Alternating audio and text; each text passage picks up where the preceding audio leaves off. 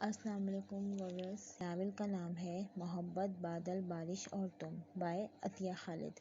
چلیں شروع کرتے ہیں۔ ململی سر رات اپنے جلوے میں رنگ و ساز اور گیت لیے رقصہ کی مانند محو رقص تھی۔ رنگ و بو کا ایک سیلاب اس ہر توڑے کے ساتھ فضا میں پھیلتا جا رہا تھا۔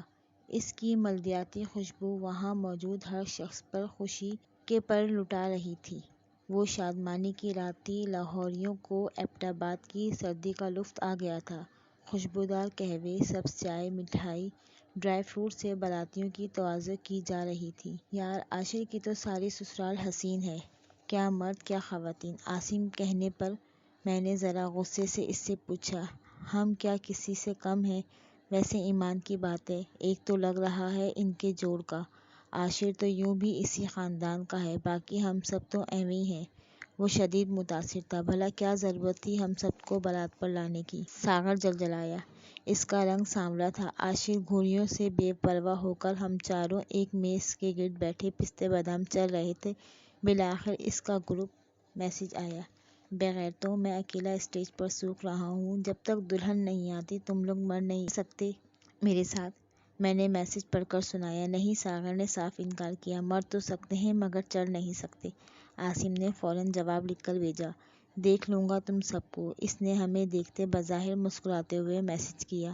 عاشر اپنے والدین کا اکلوتا تھا، اس کے کزنز وغیرہ سب لڑکی والوں کی طرف سے شریک تھے، اس لیے بارات میں انکل آنٹی ہم سب شیدائیوں کو بصد اصرار لائے تھے اور ہم سب کو بے حد لطف آ رہا تھا۔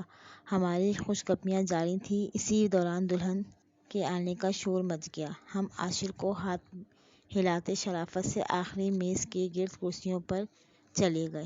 چھوٹی چھوٹی بچیاں ایک ترتیب سے ایک جیسے لباس میں ملبوس علاقائی گیت گاتی ہوئی آئیں۔ پیچھے خواتین کے جھرمٹ میں دلہن تھی۔ خالصتاً زنانہ محفل تھی۔ ہم سب ملک مولے باتوں میں مصروف تھے۔ دفعتاً مجھے یہ محسوس ہوا جیسے فضا میں پگھلی ہوئی سفید چمکتی چاندنی پھیل گئی ہو۔ ایسا ہرگز نہیں تھا کہ میں نے اس سے قبل کوئی خوبصورت لڑکی نہیں دیکھی تھی، مگر ایسی لڑکی بالحال نہیں دیکھی تھی جس کی شبیہ عکس بن کر اور دل اس کے عکس کو تصویر بنا لینے کی خواہش کرنے لگے۔ وہ اپنا لمبا لبادہ دونوں ہاتھوں کی چٹکیوں میں تھامے اسٹیج سے اتر رہی تھی، ادھر ادھر آ جا رہی تھی۔ وہ ادھر آ رہی تھی، کبھی کسی سے جھک کر کچھ کہہ رہی تھی، پھر اس نے ہنستے ہوئے اپنی پیشانی پر ہولے سے ہاتھ مارا۔ میری نظریں اس کے ساتھ ساتھ تھیں۔ یہ میں بھلا کب سے بے اختیار ہو گیا تھا۔ میں خود کو واپس محفل میں لانے کی کوشش کی۔ سر شکر کہ کھانے کا سلسلہ شروع ہو چکا تھا، ورنہ ساغر اور عاصم کی نظروں سے میرا بچ پانا ناممکن تھا۔ دلہن کے بھائی ارسلان اور عمران میزبانی کے فرائض ادا کرتے ہوئے ہمیں بے تکلفی سے کھانے کا کہہ گئے تھے۔ وہ نہ بھی کہتے تو ہم بے تکلفی کا ریکارڈ توڑنے والوں میں سے تھے۔ مانا کہ کھانا بے حد لذیذ تھا اور ہم بھی باراتی، لیکن عاصم اور آصف کو دیکھ کر میرا اور ساغر کا خون کھول رہا تھا۔ ان کا پہلا اور آخری مقصد حیات اس وقت کھانا تھا۔ خدا خدا کر کے کھانے کا سلسلہ ختم ہوا۔ جیسے ہی بینڈ نے رخصتی کا ساز بجانا شروع کیا، ہم اٹھ کھڑے ہوئے اور نیچے گاڑیوں کا انتظام دیکھنے پہنچ گئے۔ اب عاشر کے دوسرے کزن کو بھی ہمارے ساتھ جانا تھا۔ دلہن کو بڑی سی اجرک پہنائے ارسلان اور عمران سہارا دے کر لا رہے تھے۔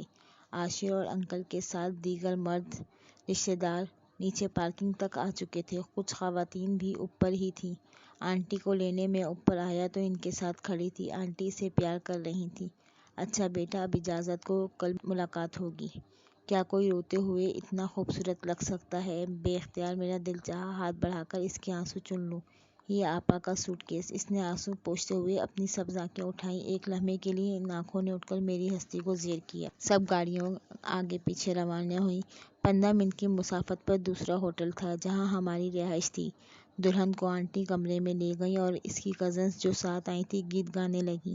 ہم نے عاشر کو گھیر لیا۔ میرا دل اس ہنگامے اور دلچسپ محفل سے دور بھٹک رہا تھا، آنسوؤں سے بھری سبز آنکھوں میں۔ جیسے ہی عاشر اپنے کمرے میں گیا، باقی تینوں اپنے اپنے بستروں پر ڈھیر ہو گئے۔ میں چپکے سے باہر نکل آیا۔ عاشر کے سسرال والوں کے ہوٹل سارے شمالی علاقہ جات میں پھیلے ہوئے تھے۔ اس شہر میں بھی ان کے کئی ہوٹل تھے۔ جس ہوٹل میں شادی ہوئی اور جس میں ہم ٹھہرے ہوئے تھے، یہ بھی ان کے ہی تھے۔ دونوں شہر کے کنارے نسبتاً اونچی پہاڑی پر واقع تھے۔ پورے چاند کی روشنی میں ایک بے حد حسین رات کھلی ہوئی تھی۔ बल खाती लहराती पत्थरों से मुयज्जन पतली सी सड़क पर चलता हुआ मैं नीचे सामने ख्वाबीदा शहर के हसीन मनासिर को तक रहा था और दूर जलती हुई रोशनियां जुगनू की तरह महसूस हो रही थीं। शहर के दाईं तरफ मौजूद बर्फ से ढकी पहाड़ी की सफ़ेद चोटियां चांदनी की मानिक चमक रही थी, जैसे इस पहर अपने राज अफशा करने पर आमादा हों। और बाईं तरफ सड़क के साथ इस्तेदा पहाड़ पर चन्नार और सनोबर के ऊंचे ऊंचे दरख्त थे। मेरा पुराना रफीक, मेरा दोस्त चांद आसमान पर मुस्कुराता था, हमेशा से राजदार था। मेरे दिल के हमदर्द, हम भेदों से वाकिफ, धीरे धीरे लब दबाए मेरे साथ चलता हुआ मुस्कुराकर पूछ रहा था, आज किसी का ख्याल साथ लाए हो शायद? हाँ, ख्याल भी और जमाल भी। कैसी लगी वो? इसकी तलाश में सरगर्दा थे ना तुम भी ज़्यादा शफाफ, उजली, दिलकश और दिलनवाज। फिर मिल गई तुमको हमारी हवा। चांद की मुस्कुराहट गहरी हो गई। हाँ मेरे दोस्त, मैंने एतराफ़ कर लिया। खुश रहो। इसने चुपके से दुआ दी और एक बादल की ओट में हो गया। तुमने कहा तुम मुझसे मोहब्बत करते हो, मेरे बगैर जी नहीं पाओगे। फिर अब कहाँ हो तुम? क्यों निकाल बाहर की अपनी ज़िंदगी से? पता नहीं इसका ये दौर कितना लंबा चलने वाला है। नीलम ने तासुफ से विस्मा की तरफ देखा, जो बोल बोल कर दीवानी हुई जा रही थी। सारा को दवा लाने का इशारा करती हुई आहिस्ता इसकी तरफ बढ़ी। अरे तुम्हें तो बुखार है विस्मा, सारा बदन भट्टी की तरह जल रहा है। इसने डरते डरते करीब होकर इसका हाथ सहलाया। खिलाफ तवक्का इसने अपनी आंसू भरी ब्राउन आंखें से नीलम की तरफ देखते हुए सिसकी ली और इससे लपेट कर आंखें मोड़ ली। इतने में सारा दवा लेकर आ पहुंची। ये लो दवाई खा लो। नीलम ने नरमी से इसके रेशमी बालों को संवारा, इसके मुंह में रखकर पानी का गिलास इसके लबों से लगा दिया। इसे सोने देना, खबरदार, जो तुमने अम्मा को इसकी कमरे में भटकने भी दिया। मुझे अपने घर की मजबूरी ना होती तो कभी इस हाल में छोड़कर ना जाती। वैसे ही वो शिकायत करते रहते हैं कि अपनी बहन की वजह से तुम सारे घर को नज़रअंदाज करना शुरू कर दिया है। मेरा बस चले तो अपने साथ घर ले जाऊं, लेकिन इसकी चीखें। आप फिक्र ना करो, मैं यही हूँ इसके पास। दवा ख़त्म है विस्मा की। नीलम ने डॉक्टरी नुस्खा अपने गुलाबी बैग में रखा और तासुफ से इसके सोने को देखने लगी, जो अब पीतल में ढल चुका था। चांद की 14वीं सा हुस्न अब चांद की किरण हो चुका था। वो तीनों बहनें में सबसे खूबसूरत, तरहदार थी, हर बात में आगे, हर अंदाज में अलग।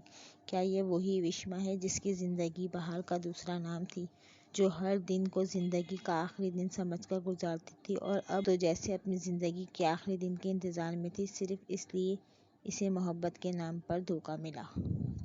शाइना, फिर आपने क्या सोचा? कैप्टन शालिक ने पूछा। किस सिलसिले में? शाइना ज़रा चौंक कर शौहर की तरफ देखा। अरे भाई, आपको तो मुझसे भी ज़्यादा जल्दी थी फारिस की शादी की। अब तो आपको अस्मा से बात कर लेनी चाहिए, कैप्टन शालिक ने किताब पर से नज़रें उठाकर कहा। मेरा दिल चाहता है कि फारिस की हाउस जॉब मुकम्मल होते ही शादी कर ली जाए। स्पेशलाइजेशन होता रहेगा वक्त के साथ साथ। आपका क्या ख्याल है? डॉक्टर शाइना ड्रेसिंग टेबल से उस स्टूल पर बैठी अपने बालों में ब्रश कर रही थी। जी जनाब, मेरा भी दिल चाहता है, लेकिन मैं अस्मा से बात करने से पहले एक बार फारिस से पूछना चाहती हूँ। हो सकता है इसका कहीं और ख्याल हो। पूछ के देख लीजिए, मुनासिब भी यही है।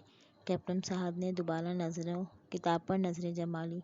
फारिस जब से एबटाबाद से वापस आया कुछ खामोश है, मुझे तो कदरे उलझा हुआ भी लगा। वो पुरसरूर अंदाज में बोली। बीवी की बात सुनकर कैप्टन साहब कुछ देर को खामोश हो गए। वो खुद भी महसूस कर रहे थे, कुछ ज़्यादा ही संजीदा और चुप सा था। अगर तुमने इसकी बात को महसूस किया है तो फारिस से बात कर लो। हो सकता है दोस्ती में कोई बात हो गई हो। मेरा कॉल ऑफ है, मैं इससे बात करूंगी। उन्होंने ब्रश रखकर सोने के लिए आ गई। सुबह नाश्ते के बाद कैप्टन साहब ने ऑफिस के लिए उठ गए। उन्होंने रिटायरमेंट के बाद अपने दोस्त की एडवर्टाइजिंग एजेंसी ज्वाइन कर ली थी। फारिस तसल्ली से चाय पी रहा था। शानिया भी छुट्टी की वजह से तसल्ली से बैठी फारिस की से छोटी छोटी बातें कर रही थी। फारिस, आपको कब निकलना है अस्पताल के लिए? उन्होंने उठते हुए पूछा। 1 घंटा है मेरे पास। आपने जाना है कहीं? जाना तो नहीं, बस तुमसे बात करनी है। वो मुस्कुराई, इसके हाथ को बोसा दिया। खैरियत, क्या बात है? फारिस उठते हुए फिर बैठ गया। फारिस बेटा, मैं तुम्हारी खाला अस्मा से बात करना चाह रही थी। कैसी बात मामा? फारिस ने ताज्जुब से पूछा। हमारी बहू को अब हमारे घर आना चाहिए ना बेटा? जी, वो मुस्कुराकर बोली। ओह अच्छा, अभी इस जिक्र को जाने दें, अभी इस जिक्र का वक्त नहीं। ابھی تو میری پڑھائی بھی مکمل نہیں ہوئی۔ کیوں بھائی، 2 ماہ بعد تمہارا ہاؤس جاب ہو جائے گا۔ اب تو وقت آ گیا ہے میری جان، میں تو کب سے اس دن کا انتظار کر رہی تھی۔ ماما میرا موڈ نہیں ہے، میں اتنی جلدی شادی نہیں کرنا چاہتا۔ موڈ بناؤ گے تو بنے گا نا، تمہارے بابا بھی یہی چاہتے ہیں۔ کیوں کیپٹن صاحب سے میری آزادی برداشت نہیں ہو رہی، حسد کرنے لگے ہیں مجھ سے؟ وہ شرارت سے بولا۔ کیا؟ شائنہ مصنوعی غصے سے بولی۔ بتاؤں گی تمہارے پاپا کو کیا خیالات ہیں صاحبزادے کے ان کے متعلق۔ ضرور، کہیں ایسا تو نہیں تم کسی اور کو پسند کرنے لگے ہو؟ ایبٹ آباد میں کوئی پرورش تو نہیں نظر آ گئی؟ اگر ایسا ہے بھی تو سب سے پہلے آپ کو بتاؤں گا، آپ کو فکر کرنے کی ضرورت نہیں۔ وہ شرارت کے موڈ میں تھا۔ ٹھیک ہے لیکن جلدی، ہمیں اپنے گھر میں رونق چاہیے۔ اچھا ماما، آج تو مجھے ضروری کام سے ایبٹ آباد جانا ہے، واپسی پر بات کریں گے، وہ بولا۔ ارے پھر ایبٹ آباد؟ ابھی چند روز قبل تو تم وہاں سے واپس آئے ہو، اور پھر؟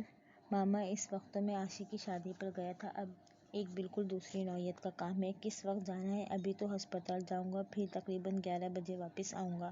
میرا بیگ ریڈی کروا دیجیے گا، وہاں کافی سردی ہے، میرا لانگ کوٹ بھی رکھوا دیجیے گا۔ وہ شائنہ کے سر پر بوسہ دیتے ہوئے اٹھ کھڑا ہوا، اسے خداحافظ کہہ کر وہیں بیٹھ کر سوچ رہی تھی کہ موبائل کی گھنٹی بجی۔ اسما کا فون تھا۔ شادی کے اگلے دن آغا فاران صاحب نے ہم سب کو ڈنر کے لیے بلایا۔ اس کے قدیم طرز کے وسیع دار شاندار ڈرائنگ روم میں ہم سب بیٹھے تھے۔ نیلے اور سرمئی رنگ کے امتزاج سے سجا ڈرائنگ روم بے حد آرٹسٹک تھا۔ 12 سنگے کا حنوط شدہ سرپے تو بے حد نایاب تھے۔ ہم سب جائزہ لینے میں مصروف تھے۔ دائیں طرف موجود فوٹو فریمز دیکھ کر ساغر بولا، فارس مجھے تو لگتا ہے تو اسی خاندان کا ہے۔ عاصم بھی بولا، واقعی فارس تو بالکل آغا صاحب جیسا ہے۔ کیا فضول بات کر رہے ہو تم لوگ؟ مجھے ہنسی آ گئی۔ عاصم کی عادت تھی اتنی سنجیدگی سے کسی دوسرے پر اپنا خیال تھوپتا کہ اگلے کو مانتے ہی بنتی۔ ارے یار، ان لوگوں کا کوئی بھائی بچپن میں اغوا تو نہیں ہوا؟ عاصم کہاں باز آنے والا تھا؟ عاصم کی لڑتڑانی ابھی اور آگے تک جاتی، لیکن ملازم نے کھانے لگنے کی اطلاع دی۔ اس کے پیچھے ارسلان اور عمران بھی ہمیں بلانے چلے آئے۔ عمران قد میں مختلف تھا، لیکن دونوں میرے ساتھ چلتے ہوئے میرے بھائی لگ رہے تھے۔ میں نے اس بات کو محسوس کیا۔ Agha Farhan Ahmed drawing room hall میں منقش دروازے پر کھڑے خوش آمدید کہہ رہے تھے۔ عاشر کے ابو بھی وہیں موجود تھے، عاشر، ساغر اور عاصم وغیرہ۔ انہوں نے ہاتھ ملا کر، کندھے تھپتھپا کر خوش آمدید کیا اور مجھے ہاتھ ملاتے ہوئے ایک دم سینے سے لگا لیا۔ اس انداز سے گرمجوشی سے میرا پورا وجود جیسے کپکپا گیا۔ ان کی گرمجوشی کے مقابل پر میں نے خود کو بالکل سرد محسوس کیا۔ یہ ایک مغربی طرز کا ڈائننگ ہال تھا۔ قدیم طرز تعمیر سے مزین عمارت میں ایسا رنگ ڈائننگ ہال اچھوتا سا محسوس ہو رہا تھا۔ میز انواع و اقسام کی نعمتوں سے پر تھی۔ مجھے آغا جان نے اپنے دائیں طرف بٹھا لیا تھا اور اصرار کر کر کے میری پلیٹ میں کچھ نہ کچھ ڈلواتے رہے، مگر میری بھوک بالکل ختم ہو گئی تھی۔ ان کے سوالات غیر حاضر دماغی سے جواب دیتا رہا۔ شاید انہوں نے میری لاتعلقی محسوس کر لی، اس لیے وہ بھی خاموش ہو گئے، جبکہ باقی سب عمران اور ارسلان کے ساتھ چٹکلے چھوڑتے رہے۔ یار، لگتا ہے ان کو بھی تجھ میں اپنا بچھڑا ہوا بیٹا نظر آ رہا ہے۔ ڈنر کے بعد باہر نکلتے ہی عاصم بولا، عاشر تو ثانیہ بھابھی اور انکل آنٹی وغیرہ کو گاڑی میں لے کر ہوٹل چلا گیا تھا۔ ہم سب ٹہلنے کے ارادے سے پیدل نکل آئے تھے، لیکن مجھے اپنا یوں بار بار زیر بحث لایا جاتا بہت ناگوار گزرا۔ شٹ اپ عاصم، کیا فضول مذاق ہے یہ؟ میں خلاف مزاج درشتی سے بولا۔ ساغر نے بات بدل دی اور بولا، یار میں ایک پان کی دکان تلاش کی ہے، انتہائی زبردست پان ملتے ہیں لاہور میں، کبھی ایسا لذیذ خوشبودار پان نہیں کھایا۔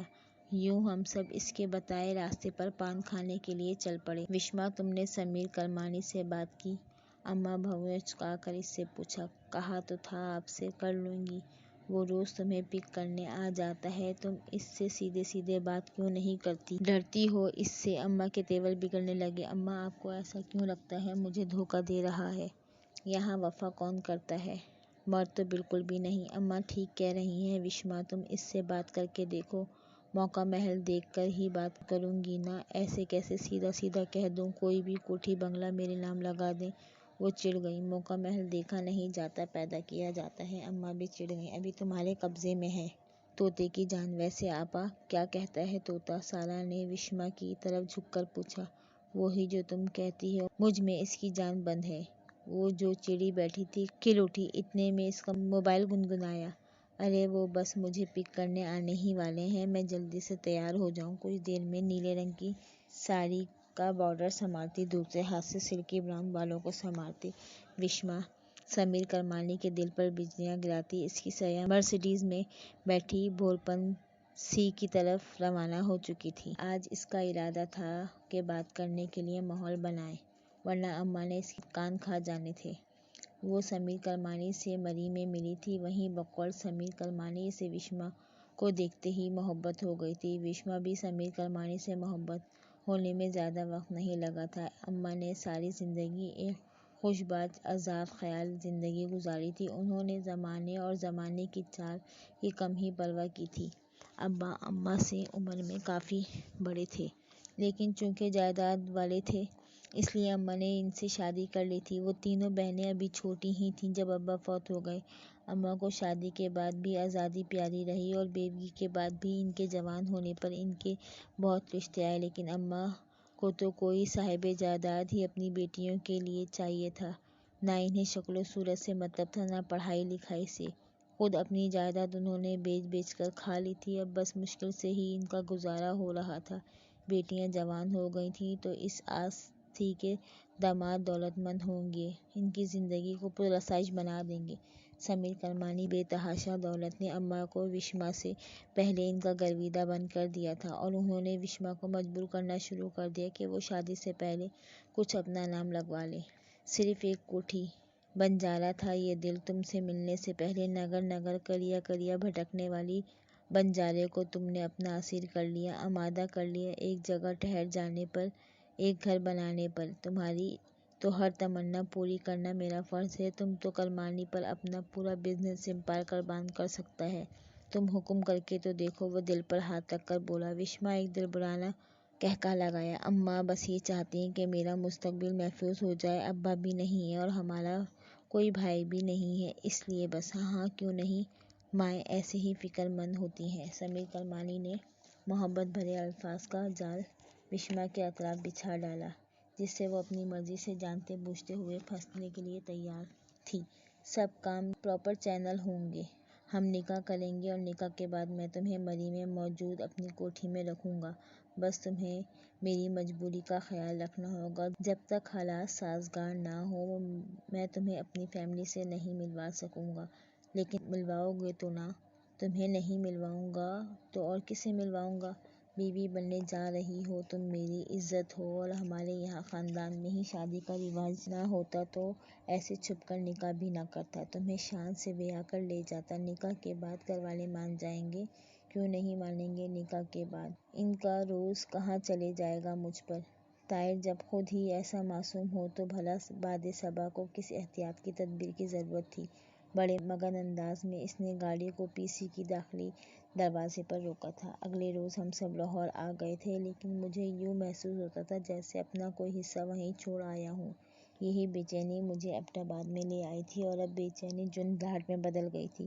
بس صبح واپس ہوٹل پہنچنے تک میں فیصلہ کر چکا تھا۔ مزیدار افغانی پلاؤ اور گرلڈ چکن کا ڈنر کرتے ہوئے میں نے اپنے ذہن کو پرسکون کرنے کی کوشش کی، اور کسی حد تک اس میں کامیاب بھی ہو گیا۔ نیند بھی کافی بہتر آئی۔ صبح میں اپنی پراڈو میں ہینڈ کیری رکھ کر پلٹا ہی تھا کہ دوسری طرف گاڑی سے نکلتے ہوئے ارسلان سے بری طرح ٹکرا گیا۔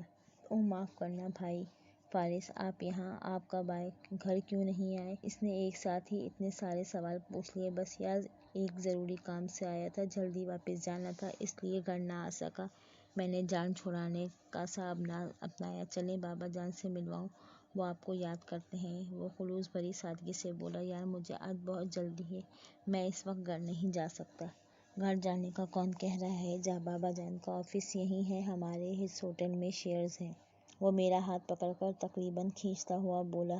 چند لمحوں بعد ہم گراؤنڈ فلور پہ موجود ایک خوبصورت آفس میں موجود تھے۔ دیکھیے بابا جان، فارس بھائی یہیں ٹھہرے ہوئے تھے، اور آغا صاحب نے جیسے ہی ارسلان کی بات سنی ہی نہیں، وہ میز کے پیچھے اپنے کرسی دھکیل کر تیزی سے آئے۔ السلام علیکم، خوش آمدید، مرحبا۔ ان کی آنکھوں کی چمک کا انداز ہی ان کی خوشی کے اظہار کے لیے کافی تھا۔ گلے لگانے کے بعد انہوں نے مجھے خود سے علیحدہ کر کے کندھوں سے تھاما، جیسے بھرپور انداز میں کوئی باپ اپنے دیرینہ بچھڑے ہوئے بیٹے کو دیکھتا ہو، اور پھر میری پیشانی پر بوسہ دیا۔ میری پیشانی دہک اٹھی تھی۔ وہ مجھے ساتھ لیے آفس میں موجود صوفوں کی طرف بڑھ گئے اور مجھے بٹھا کر بولے، مجھے یقین تھا تم ضرور آؤ گے۔ ارسلان، جو شاید اب تک کی کارروائی کو حیرت سے دیکھ رہا تھا، بولا، دیکھا فارس بھائی، میں نہ کہتا تھا بابا جان آپ کو بہت یاد کرتے ہیں۔ ارسلان، شاندار سی چائے منگواؤ اور خیرو سے کہنا اخروٹ کا حلوہ بھی لے کر آئے۔ ارسلان انٹرکام پر پیغام دینے لگا، اور ہاں، صہبا کو بھی کال کرو۔ میں جو ان سے اجازت طلب کرنے کا ارادہ کر رہا تھا، صہبا کا نام سن کر بیٹھ گیا۔ ارسلان نے کسی چیک پر سائن لینے تھے، مگر آغا جان نے اس کو انکار کر دیا۔ ہوتے رہیں گے کام، دیکھ نہیں رہے، آج ہمارا بیٹا آیا ہے۔ میں ان کا بیٹا کہاں سے ہو گیا، میں نے دل میں سوچا۔ السلام علیکم آواز کے ساتھ ہی جیسے پورے کمرے میں روشنی ہو گئی۔ میں بے اختیار پذیرائی کے لیے کھڑا ہو گیا۔ آؤ صہبا بیٹا، یہ ہیں ڈاکٹر فارس احمد۔ ثانیہ کی شادی پر دیکھا ہوگا تم نے انہیں۔ صہبا نے اپنی ساری چاندنی لیے میرے اندھیرے کو روشن کرتے ہوئے میری طرف دیکھا۔ وقت اسی ایک لمحے میں ٹھہر گیا۔ اور فارس بیٹا، یہ میری لاڈلی صہبا حسن، بزنس ایڈمنسٹریشن میں ماسٹرز کیا ہے اور اب ہمارے ہوٹل مینیج کر رہی ہے۔ تعارف کے ساتھ وہ کمال اعتماد کے ساتھ مجھے بیٹھنے کا اشارہ کرتی خود بھی بیٹھ گئی۔ صہبا کو بھی بہت شوق تھا میڈیکل میں جانے کا۔ آغا جان بولے، اچھا تو پھر کیا وجہ ہوئی نہ جانے کی؟ میں قدرے بے ربط سب جملہ بولا اور نظر اٹھا کر اس مہارخ کو دیکھا۔ انجیکشن لگانے سے ڈر لگتا ہے، آغا جان بڑی سنجیدگی سے بولے، اور پھر وہ اور ارسلان قہقہ لگا کر ہنس پڑے۔ میں بھی دھیرے سے ہنسی۔ موتیوں کی طرح قطار میں سجے دانت ان آبی ہونٹوں کے درمیان قدرے نمایاں ہو گئے۔ کیا کوئی اتنی دلکشی سے ہنس سکتا ہے؟ اس کا گلاب سا چہرہ کھل گیا اور ماحول معطر کرنے لگا۔ کیا اسے اپنے حسن کی بے پناہی کی کوئی خبر ہے؟ میں چائے بناتی ہوں۔ میں اس سفید متحرک انگلیوں کو دیکھ رہا تھا۔ اس کی انگلیوں سے میرے دل کے تار بے ربط میں تھے۔ وہ اپنی مرضی سے انہیں چھیڑ رہی تھی۔ میں محبت آمیز گنگناہٹ کو سن رہا تھا۔ محبت نے ہمارے درمیان بند باندھ دیا تھا۔ ہم محبت کے جادوئی دیس کی طرف سفر کر رہے تھے۔ چائے پیتے باتیں کرتے کافی دیر گزر گئی۔ جب انٹرکام نے اس کو متوجہ کر لیا اسٹاف کے ساتھ ان کے لوگوں کی ضروری میٹنگ تھی، میں اجازت لینے کے لیے اٹھ کھڑا ہوا۔ صہبا، تم فارس کو گھر لے جاؤ، ہم سب فارغ ہو کر آتے ہیں۔ بس اب مجھے اجازت دیجیے، مجھے آج ہی واپس پہنچنا ہے۔ میری بات کو تو جیسے انہوں نے انسنا کر دیا۔ اچھا فارس بیٹا، آپ صہبا کے ساتھ گھر جائیں، بی بی سے ملیں۔ وہ ارسلان کے ساتھ باہر نکل گئے اور میں وہیں کھڑا رہ گیا۔ صہبا میری کیفیت سے محظوظ ہو کر مسکرا رہی تھی۔ چلیے فارس صاحب، اس نے میز سے اپنی چیزیں اٹھائیں، اپنی گاڑی کی چابی دے دیں، ڈرائیور گاڑی لے آئے گا، آپ میرے ساتھ چلیں۔ ایسا ہے تو ایسے ہی صحیح۔ میں چابی ڈرائیور کے حوالے کی اور اپنی ازلی اعتماد سے مسکرا کر صہبا کی گاڑی کی ڈرائیونگ سیٹ سنبھال لی۔ موسم بدل رہا تھا، بکھری ہوئی دھوپ کا کہیں نام و نشان نہ تھا۔ دیکھتے ہی دیکھتے سفید روئی کے گال آسمان کو چھوڑ کر دھرتی پر گھر بنانے لگے۔ شور مچاتی ہوا شرارتی لڑکوں کے ٹولے کی مانند سیٹیاں بجاتی گاڑیوں کے شیشوں سے ٹکرا رہی تھی۔ میں نے صہبا پر نظر ڈالی تو وہ قدرے گھبرائی ہوئی معلوم ہوئی۔ آپ پریشان ہیں؟ ہم تو اس موسم کے عادی ہیں۔ میں آپ کی وجہ سے پریشان تھی۔ آپ کے لیے یہ موسم اجنبی ہے، مجھے تو ذرا بھی اجنبیت محسوس نہیں ہو رہی۔ میں نے اپنے دل کی بات کی۔ مجھے تو یہ موسم بہت اچھا لگ رہا ہے۔ میں نے گھر جانے والا پہلا ہی موڑ درست کاٹا تو حیرانی سے بولی، آپ کو ہمارے گھر کا راستہ یاد ہے؟ میں نے بے احتیاط عمل آنے والی مسکراہٹ دبا لی۔ اسے کیا کہتا کہ اب یہ موڑ، یہ راستہ تو ایسا تھا کہ میں آنکھیں بند کر کے بھی منزل تک پہنچ سکتا تھا۔ اس منزل کی تمنا ہی مجھے یہاں دوبارہ لے آئی تھی۔ تھوڑی دیر بعد میں گاڑی سرائے مان کے ڈرائی وے پہ لا روکی تھی۔ گھر میں بی بی جان نے میرا پرتپاک استقبال کیا۔ میں ان کے لیے قطعی اجنبی نہیں تھا۔ میں ان کی اپنائیت پر حیران ان کے پاس جا بیٹھا۔ دوپہر کھانے کے بعد صہبا قہوہ لانے کے لیے کہہ کر آغا جان مجھے اپنے کمرے میں لے گئے۔ برف باری رک چکی تھی۔ میرا ارادہ واپسی کا تھا۔ صبح مجھے ہر صورت ہسپتال پہنچنا تھا، اس لیے میں ڈرائیور سے چابی لے آیا تھا۔ ابھی میں ان سے بات کرنے کے لیے موضوع الفاظ سوچ رہا تھا کہ میری نظر سامنے موجود اپنی قد آمد تصویر پر پڑی۔ میں اتنا حیران ہوا کہ مجسمہ بن گیا۔ یہ تو میری تصویر ہے، میں نے خود سے کہا۔ بے اختیار اٹھ کر تصویر کے قریب چلا گیا۔ یہ تصویر میرے چھوٹے بھائی کی ہے۔ آغا صاحب میرے کندھے پر ہاتھ رکھ کر بولے، اسی لیے تو تمہیں دیکھ کر حیران رہ گیا تھا، بھرائی آواز میں کہتے ہوئے انہوں نے میرے کندھے پر ہاتھ رکھا۔ جی، میں حیرت سے گنگ ہو گیا۔ نہ جانے کیوں میرا دل چاہ رہا تھا وہاں سے بھاگ جاؤں، دور ہو جاؤں۔ اس تصویر سے اتنی مشابہت، ایسا کیسے ہو سکتا ہے؟ تیزی سے ڈرائیو وے پر آیا اور اپنی پراڈو کی طرف بھاگتے ہوئے میں نے چوکیدار کو گیٹ کھولنے کے لیے کہا۔ شکر کہ فاطمہ اور نسرین کچن میں موجود تھیں۔ شاور کے بعد بھی کچن میں چلا آیا۔ اماں کیا پکایا ہے آج؟ مٹر قیمہ بنایا ہے، آلو گوبھی بھی ہے۔ آپ بیٹھو بیٹا، میں ابھی روٹی بنا کر لا رہی ہوں۔ اماں نسرین پکا دے گی، آپ میرے پاس آئیں اور مجھ سے باتیں کریں۔ میں ان کا ہاتھ پکڑ کر کھانے کی میز پر لے آیا۔ اماں مجھے میرے بچپن کی باتیں بتائیں، میں کیسا بچہ تھا؟ اماں کئی بار کی بتائی ہوئی شرارتیں اور باتیں دہرانے لگیں۔ اماں کو ماما نے میری پیدائش پر خاص طور پر مجھے سنبھالنے کے لیے کہا تھا، اب تو انہیں گھر کے ایک فرد کی حیثیت حاصل تھی۔ اماں دیکھیں کیسی عجیب بات ہے نا کہ میں نہ پاپا سے ملتا ہوں نہ ہی ماما سے، بلکہ میری شکل کسی بھی رشتہ دار سے نہیں ملتی۔ ارے بیٹا، یہ کیا خیال آ گیا آج تم کو؟ وہ قدرے گھبرا کر بولی۔ نسرین نے تمہارے لیے چائے رکھی یا نہیں میں دیکھ آؤں؟ ان کا گھبرانا مجھ سے چھپا نہیں تھا۔ جب چائے لے کر بھی وہ خود نہیں آئیں بلکہ نسرین سے بھجوا دی تو میں محض الجھ گیا۔ اگر کوئی حسن مجسمن کو دیکھنا چاہتا تو آج وشما کو دیکھتا، جس کے چہرے پر خوشی اور طمانینت دھنک رنگ اوڑھے برجمان تھی۔ سفید جوڑے پر سرخ کامدار دوپٹہ اوڑھے، بھاری زیورات پہنے، اس کی تو چھبی نرالی تھی۔ پیشانی پر آویزاں سرخ یاقوت نے تو جیسے سارے چہرے کو منعکس کر رکھا تھا اپنی شعاعوں سے۔ کسی بھی قسم کے میک اپ سے پاک چہرہ اندرونی خوشی اور سرساری کے احساس سے ایسے سجا ہوا تھا کہ سینکڑوں فنکاری اس روپ پر قربان تھیں۔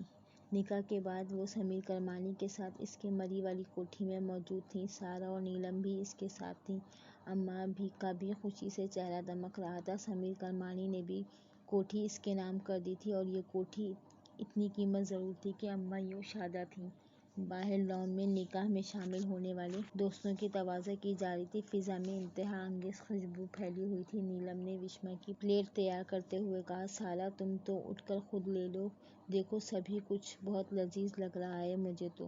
ہاں لگے گا تم کو، ایک ہم ہیں، ذرا غور سے دیکھ بھی لیں ان کی مرغن اشیاء کو تو 2-4 پاؤنڈ وزن ابھی بڑھ جائے گا۔ وشما دل کھول کر ہنسی۔ آج کوئی پابندی نہیں، آج دل بھر کے کھاؤ، ایسے دن بار بار نہیں آتے، ہماری زندگی میں بھی یہ دن آ جائے گا، نیلم نے شرارت سے کہا۔ وشما نے قہقہہ لگایا، بہت انتظار ہے، ابھی تو انتظار ہی کیا جا سکتا ہے۔ نیلم نے آنکھ ماری، آج آپ بہت خوبصورت لگ رہی ہو آپا۔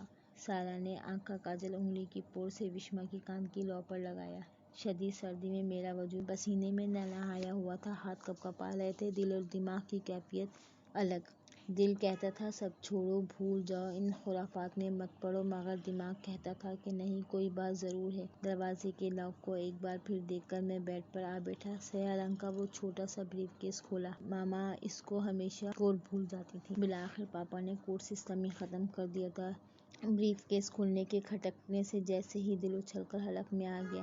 ماما پاپا کی اسناد، ان کا نکاح نامہ، میں ایک ایک کر چیزیں ایک سائیڈ پر رکھتا جا رہا تھا۔ سب سے نیچے ایک براؤن رنگ کا بوسیدہ سا لفافہ تھا۔ اس میں ایک نکاح نامہ تھا، آغا سلمان محمد ولد آغا ولی رضا احمد، اور لڑکی کے خانے میں رانی ولد گلزار احمد۔ درستے کانپتے ہاتھوں سے بریف کیس بند کیا اور اس کو بیڈ کے نیچے کھسکا دیا۔ جنوری کا پہلا ہفتہ چل رہا تھا مگر مجھے تو جیسے آگ لگ رہی تھی۔ میں نے پنکھا تیز کر کے چلا دیا، پھر بھی سکون نہ ملا تو چھت پر چلا آیا، صرف ٹراؤزر اور ٹی شرٹ میں۔ یہ کیا وقت آ گیا تھا، میں اپنی پہچان ہو چکی تھی۔ آخر آغا سلمان احمد کا نکاح نامہ ہمارے گھر کیا کر رہا ہے، اور یہ رانی کون ہے؟